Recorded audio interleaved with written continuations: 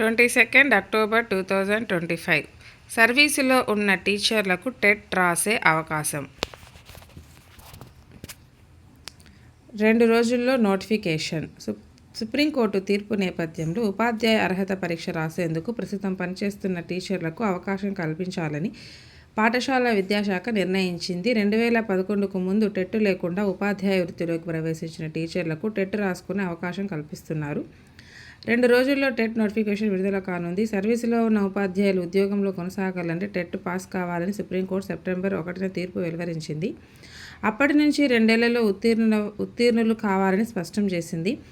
5 ఏళ్లలో పదవీ విరమణ చేయబోయే వారికి అవసరం లేదని, అయితే వారు పదోన్నతి పొందాలంటే టెట్ పాస్ అవ్వాలని సూచించింది. సుప్రీంకోర్టు తీర్పుపై ఇప్పటికే కొన్ని సంఘాలు రివ్యూ పిటిషన్లు వేశాయి. ఈ తీర్పు కోసం వేచి ఉండేవారికి వెసులుబాటు కల్పిస్తారు.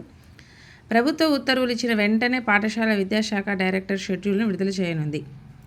ఈసారి అర్హత తగ్గింపు లేదు. ఎస్సీ, ఎస్టీ, బీసీ విభిన్న ప్రతిభావంతులకు డిగ్రీలో 40% మార్కులున్న బీఈడీ ప్రవేశం కల్పిస్తున్నారు. ఈ సడలింపులో బీఈడీ పూర్తి చేసిన అభ్యర్థులు ఆ తర్వాత టెట్ రాయాలంటే 45% ఉత్తీర్ణతా మార్కులు అవసరమవుతున్నాయి.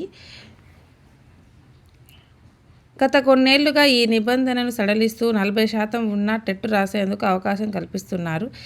ఈసారి 45% అర్హత మార్కులనే అనుసరించాలని పాఠశాల విద్యాశాఖ నిర్ణయించింది.